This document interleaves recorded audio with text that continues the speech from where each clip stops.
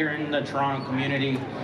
He's a young, respectable man that's learning his language, and I had to outreach to him for that guidance to help me translate that song. Dio Getchata, the warrior, Nabe, the men, Bejisha Mo, meaning it's okay, come out and dance. Because this is something that our men are going through right now, is that transition period back into ceremony. And that song basically says it's okay to be a warrior, but it's okay to come out and dance and enjoy. So that's the reason I made that song, and that's the reason why I wanted to share it with you today.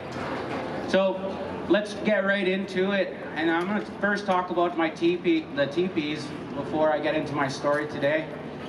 So as you look around all these beautiful teepees, I want to explain something to you that all these teepees actually represent a home, a core value of what a family is. A family has that truth, love, honesty, humility, you know, and they have those core values in every single family. We believe that our young generations are on the bottom of those teepee poles, and us aunties, uncles, mothers, fathers, we are the ones on top of those teepee tips, looking down on our younger generations. We believe that everything's connected to the tree of life, and we believe that everyone here has a unique story to tell. Everyone here is a beautiful tree, just like myself. Everyone here can teach one another one thing or two. Being open to educating yourself with one another is what a community is. And a community to me is a family. And this is what the teepees mean. Every pole represents something about your family and how you should resemble that. And I keep saying family, but I also mean communities, brotherhoods, sisterhoods, friendships, loved ones. All these are core values in the Anishinaabe, the Niihau way, the First Peoples way. Because we truly believe that we must share our tree of life with the younger generations. It's okay if we've made bad mistakes in our past, but it's up to us to show our young ones those branches and how we walk down this road, and we don't want to see them walk down that road as well. So it's okay we make good choices, and it's okay that we make bad choices, because it's balance. But it's up to us to educate people. Every time you see someone going down that same path you went down, it's your responsibility to educate them, to make sure that they know that they are loved, that you come in a good way.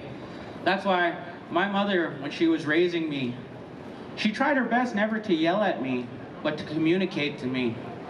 She tried to share her branches of her tree with me. Sometimes I didn't listen to her, and she let me learn the hard way. And it's okay to let your children learn on their own too, because every day is a learning experience. If I had the time, I could go to every single one of you today and learn something from you. Something you can share from your tree of life, so I can add it to my tree of life. Often we forget in the concrete jungle of Toronto is to connect with our mother and be like that tree. It's so simple to give thanks for what your mother provides. I'm not talking about your biological mother. I'm talking about Mother Earth, the one that continuously gives to you without ever asking anything in return. So we have traditional medicines to say thank you, and our medicine is that sema, that tobacco. We believe that medicine was provided to us so we can give an offering of thanks for all the food that we eat, all the water that we drink, and the shelter she also provides. So one takeaway I want you to have on your way home today is connect with your mother. Say thank you. If you don't have tobacco, that's fine. Just a simple thank you is all she asked for. We must not forget who we are as people. If you look to your right, or some of you the left, my right, there's that medicine wheel. This is a teaching from my territory in Alberta, is that we believe if we ever want to live in balance and live on Mother Earth together, that all nations have to come together. Not just the whites, the blacks, the Indians, the Chinese, all of them. We must learn how to live with one another, how to coexist, how to give thanks, how to not let our egos and our emotions decide our wisdom. We need to control our emotions. We believe that we create these things called anger, hate, jealousy. We create these things because we are pure spirits. When you look at these real young kids when they play around, we strive to be like them, to look at the world in that lens, because they're uncorrupted, as we call them.